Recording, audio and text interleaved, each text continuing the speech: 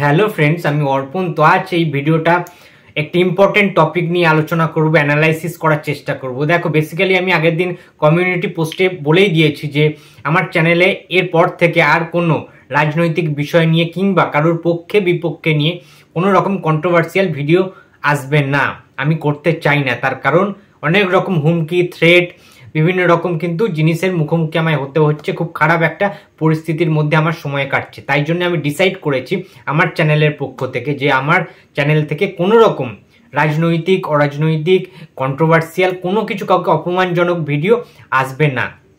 যেটা আমার মনে হবে সমস্ত পক্ষ বিচার করেই আমি একজন অনেস্ট রিভিউয়ার হিসাবে সিনেমাটিক ব্যাপার নিয়ে আলোচনা করব, যে কোনো বিষয় নিয়ে। তো বিষয়টা হচ্ছে যে আমরা দেখতে পাচ্ছি এই যে ঘটনাটা ঘটে গেছে আমাদের ওয়েস্ট বেঙ্গলে, যে ঘটনাটা নিয়ে এত কিছু চলছে ব্যাপার স্যাপার আমরা সবাই দেখতে পাচ্ছি জাস্টিসের জন্য, ঠিক আছে, অভয়ার যে ব্যাপারটা ঘটে গিয়েছে সেটার জন্য অনেকে তৎপর হয়েছেন, অনেকে রাস্তায় নেমেছেন, অনেকে তাদের প্রতিবাদ জানাচ্ছে সোশ্যাল মিডিয়ার মাধ্যমে। কিন্তু একটা যেটা খুব গুরুত্বপূর্ণ বিষয় আমার চোখে পড়ছে যে এই জিনিসটা নিয়ে বিশেষ করে মানুষ, এমনিতেই মানুষের মন ভালো নেই, সমস্ত জনগণ, আমাদের দেশবাসীর কারোর কিন্তু মনের অবস্থা ভালো নেই, মন মেজাজ দুটোই খারাপ। এই অবস্থাতে কোপ পড়ছে বা হিংসার যে আঁচটা বেশি প্রভাবিত করছে সিনেমাটিস্টদের, আর্টিস্টদের এবং সেলিব্রিটিদের। সেটা বুম্বাদা হতে পারে, জিৎদা হতে পারে, দেবদা হতে পারে, অরিজিৎ সিং হতে পারে, সৌরভ গাঙ্গুলি হতে পারে। সবার ক্ষেত্রে এটা কিন্তু প্রভাব বিস্তার করছে, একটা এফেক্ট পড়ছে। কার কথা সত্যি, কার কথা মিথ্যে, সেইটা বিবেচনা করাটাই ডিফিকাল্ট হয়ে গেছে। কিন্তু এই যে ঘটনাটা ঘটছে এর ফলে বাংলা ইন্ডাস্ট্রির কতটা ক্ষতি হচ্ছে, এবং যে বেশি করে আঙুলটা দেখানো হচ্ছে যার দিকে, সেটা হচ্ছে সুপারস্টার দেবদা। দেবদার দিকে আঙুল কিন্তু তোলা হচ্ছে প্রবলভাবে। দেবদার প্রচুর ফ্যান্স আজকে দেবদার বিরুদ্ধে কথা বলছে, দেবদার এগেনস্টে তারা নিন্দা জানাচ্ছেন, ধিক্কার জানাচ্ছেন।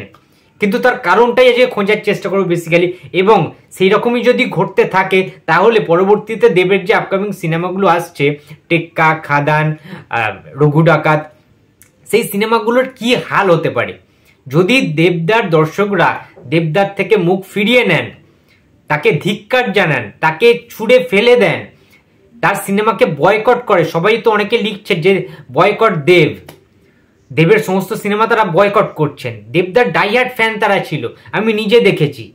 কিন্তু তারা আজ দেবের এগেনস্টে কথা বলছে। বাট সেটা কেন, এবং সেটার জন্য কি প্রভাব বিস্তার করতে পারে দেবদার সিনেমার বক্স অফিসের ক্ষেত্রে? যে দেবদাকে বক্স অফিস কিং বলা হয়, সেই বক্স অফিস কিং কি ফ্লপ কিং এ পরিণত হবে? সেইটা দেখার জন্য সেটা আজকে বেসিক্যালি অ্যানালাইসিস করবো। দেখো বন্ধুরা, সোশ্যাল মিডিয়ার যুগ আজকে, তুমি কোনটা সত্যি কোনটা মিথ্যে তুমি নিজে ডিসাইড করতে পারবে না। আমরা নিজের চোখে যেটা দেখতে পাচ্ছি সোশ্যাল মিডিয়ায়, সেটা কি সত্যি? একটা ঘটনা ঘটেছে, আজকেই দেখছিলাম আমি, যে আনন্দবাজার পত্রিকা যথেষ্ট একটা বড় পত্রিকা, আমরা সবাই জানি, নাম করা, খ্যাতি অর্জন করা, বহু পুরনো একটা পত্রিকা। সেই পত্রিকার নামে আজকে কাদা ছেটানো হলো। একটা জায়গায় কোনো মানুষ, কোনো সোশ্যাল মিডিয়া ব্যবহারকারী কোনো মানুষ, সে পোস্ট করে দিচ্ছে অরিজিৎ সিংকে নিয়ে, ঠিক আছে। এক জায়গায় দেখছিলাম, কতদিন ধরে দেখছিলাম, এক সপ্তাহ ধরে, যে অরিজিৎ সিংকে ভগবানের চোখে দেখা হচ্ছিল। সে নাকি প্রতিবাদ জানিয়েছে, তার বিভিন্ন পুরনো কিছু বাইট, পুরনো কিছু ভিডিও ক্লিপস, সেগুলো খুব প্রচুর পরিমাণে ভাইরাল হয়েছে এবং তাকে ভগবানের চোখে দেখা হচ্ছে। আবার রিসেন্টলি দেখতে পাচ্ছি অরিজিৎ সিং নাকি বলছে, সেখানে লেখা উঠেছে যে আমাদের শাসক দলের নামে কিছু ভালো কিছু কথা বলেছে, ঠিক আছে। সেইটার জন্য জনগণ খেপে গিয়েছে, সেই জিনিসটা সোশ্যাল মিডিয়ায় ভাইরাল হওয়ার সত্ত্বে। এবারে ঘটনা হচ্ছে আনন্দবাজার পত্রিকা থেকে এবং অনেক জায়গা থেকে অফিসিয়ালি জানিয়ে দেওয়া হয়েছে যে এগুলো পুরোপুরি ভুয়ো তথ্য। অরিজিৎ সিং এমন কোনো বক্তব্য রাখেনি যেটার জন্য জনগণ ভায়োলেন্ট হয়ে যাবে, এমন কিচ্ছু তিনি বলেননি। তাই এইসব ভুয়ো খবর থেকে সবাইকে সজাগ থাকতে বলা হয়েছে আনন্দবাজারের তরফ থেকে। তাহলে বুঝতে পারছো, এখন এআই এর যুগ, মানুষ চাইলে অনেক কিছু করতে পারে। এডিটিং অনেক বেশি ডেভেলপ করে গেছে, এডিটিং অ্যাপ আমরা অনেকে ইউজ করি। তো বিভ্রান্তি ছড়ানো জিনিসটা কিন্তু খুব খারাপ জিনিস। এই জিনিসটা তো প্রথমত গেল। দ্বিতীয়ত জিদ্দাকে নিয়ে অনেক রকম খিল্লি হচ্ছিল প্রথম দিকে, বাট আমরা দেখলাম যে না, জিদ্দা একটা ফাংশন করতে গেছে, সেটা তার ভুল ছিল, সেটা তার অবশ্যই ভুল ছিল। ফাংশনটাকে তিনি ক্যান্সেল করে দিতেই পারতেন। ঠিক আছে, এরকম একটা ঘটনা ঘটে গিয়েছে, বাট তিনি সেটা করেননি আনফর্চুনেটলি। ওকে, তার সত্ত্বেও তিনি কিন্তু একটা নীরবতা পালন করেছেন, জাস্টিস চেয়েছেন অভয়ার কাণ্ডের জন্য, আরজি কর কাণ্ডের জন্য। সেটা তো একটা ভালো দিক যে তিনি ক্যামেরার সামনে ওপেন প্ল্যাটফর্মে তিনি লাইভে কিন্তু সেটা বলেছেন জনগণদের সামনে, ঠিক আছে। সেটার জন্য অতটাও তারপর থেকে জিদ্দাকে কিন্তু ট্রোল হচ্ছে না। বুম্বাদার কথায় আসছি ওরা। বুম্বাদা তিনি একটা লেখা পোস্ট করেছিলেন, জিদ্দাও পোস্ট করেছেন, বুম্বাদাও কিন্তু সেই লেখাটা কিন্তু পোস্ট করেছিলেন। এবার ঘটনা হচ্ছে তারপরেও বুম্বাদা কিন্তু সেন্ট জেভিয়ার্স কলেজের ছাত্রছাত্রীদের সাথে মোমবাতি মিছিলে অংশগ্রহণ করেছিলেন, জাস্টিস ফর আরজি কর সেটা নিয়ে কিন্তু তিনি স্লোগান দিয়ে পথ হেঁটেছিলেন, কলকাতার সড়ক কিন্তু তিনি হেঁটেছিলেন, সেই মিছিলে অংশগ্রহণ করেছিলেন প্রত্যেকটা ছাত্রছাত্রীদের সাথে।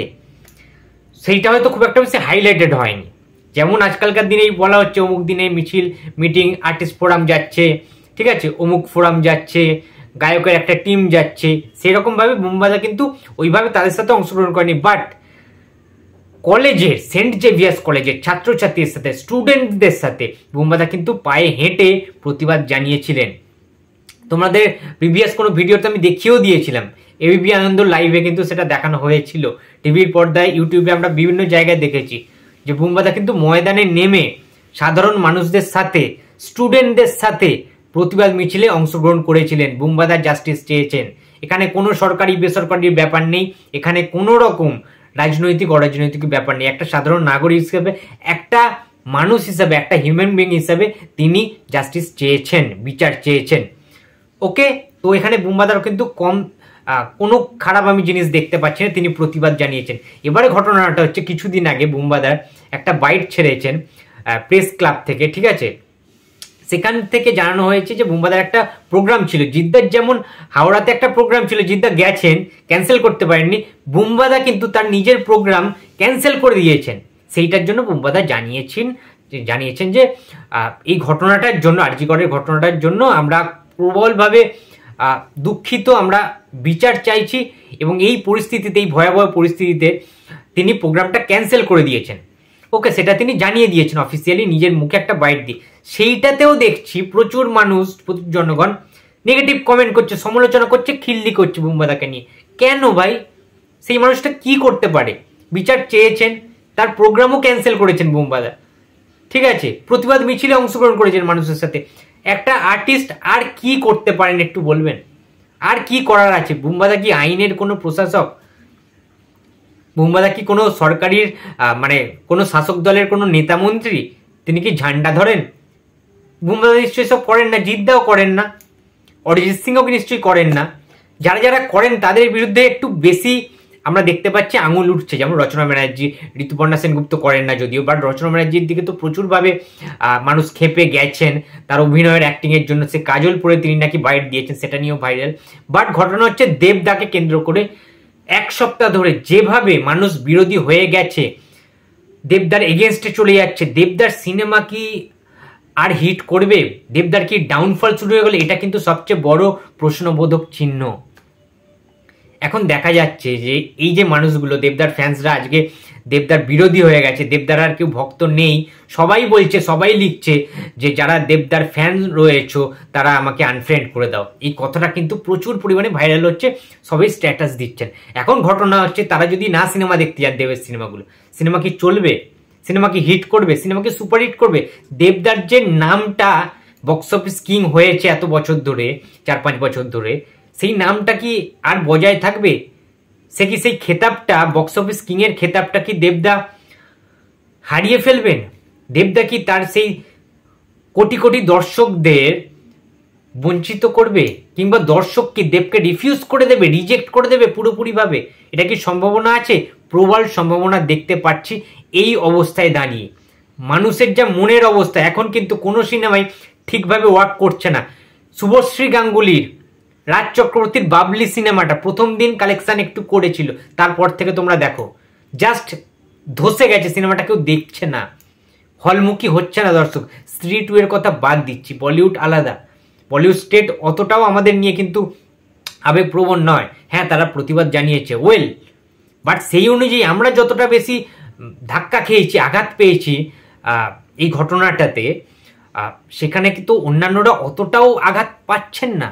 সুতরাং আমাদের কিন্তু বাংলার ঘটনা এটা, সুতরাং এখানে টলিউড কিন্তু এফেক্টেড হবে, অবশ্যই হবে, কিছুটা হলেও হবে। আমি জানি না যে ভালো সিনেমা হলে মানুষ দেখবে, বাট এটা কিন্তু আর সিনেমার মধ্যে বা সিনেমা ইন্ডাস্ট্রির মধ্যে জিনিসটা নেই।